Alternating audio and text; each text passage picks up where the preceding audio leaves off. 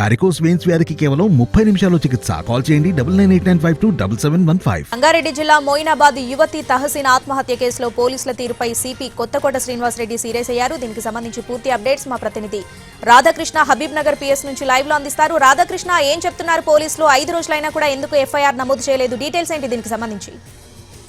శ్రావణి, ఈ యువతికి సంబంధించిన మిస్సింగ్ కేసులో హబీబ్ నగర్ పోలీసులు నిర్లక్ష్యంగా వ్యవహరించారంటూ కొద్దిసేపటి క్రితమే హైదరాబాద్ సిపి శ్రీనివాసరెడ్డి స్టేషన్ కు వచ్చి మరి సిబ్బందిని హెచ్చరించిన నేపథ్యం చోటు చేసుకోవడం జరిగింది. ఎందుకంటే ఈ నెల 8వ తేదీన అమ్మాయి మిస్ అయింది. ఆ తర్వాత 10వ తేదీన ఆ యువతికి సంబంధించిన కుటుంబ సభ్యులు వచ్చి ఫిర్యాదు చేశారు.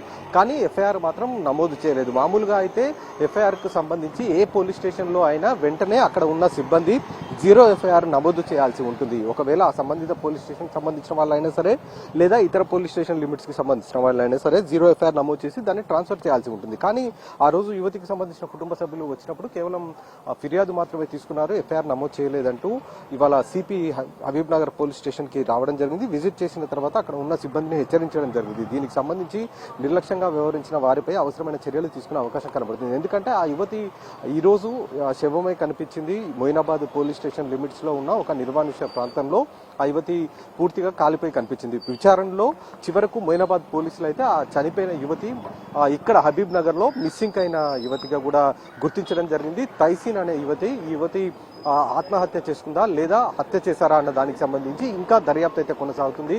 అక్కడ లభించిన కొన్ని ఆధారాలు ఏవైతే ఉంటాయో వాటి ఆధారంగా తైసీన్ కుటుంబ సభ్యులు వాళ్ళ సోదరులు ఇద్దరు కూడా గుర్తించడం జరిగింది. అక్కడ ఉన్న డెడ్ బాడీ తమ సోదరిది అనేది కూడా వాళ్ళు చెప్పడం జరిగింది. దీంతో మొయినాబాద్ పోలీసులు ఆ ఇద్దరు సోదరులని ఉస్మానియా మార్చురికి తీసుకొని వెళ్లడం జరిగింది. అక్కడ ప్రాసెస్ అనేది కొనసాగుతుంది. అలాగే DNA టెస్ట్ కూడా చేస్తామనేది అధికారులు చెప్తున్నారు. ఎందుకంటే పూర్తి స్థాయిలో ఆ కాలిపోయిన ఆ యువతికి సంబంధించిన డెడ్ బాడీ తైసీన్దా కాదా అనేది తెలవడానికి DNA టెస్ట్ ద్వారా పూర్తి స్థాయి నిర్ధారణ చేయబోతున్నారు. అలాగే అక్కడ లభించిన సెల్ ఫోన్ ఆధారంగా IME నెంబర్ ఏదైతే ఉంటుందో సగం కాలిపోయిన సెల్ ఫోన్ కి సంబంధించిన IME నెంబర్ ఆధారంగా ఆ సెల్ ఫోన్ లో వాడిన సిమ్ నెంబర్ ని కూడా ట్రేస్ అవుట్ చేశారు.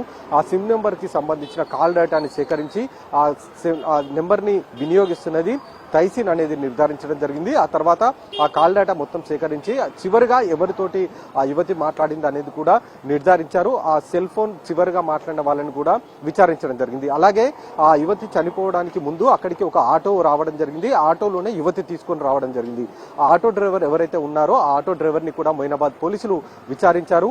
ఆ రోజు తానే తీసుకొని వచ్చి అక్కడ వదిలేసి వెళ్లిపోయారనేది కూడా అతను పోలీసులకు విచారణలో చెప్పడం జరిగింది. కాబట్టి ఇక్కడ మరొక కోణం అయితే లేదు.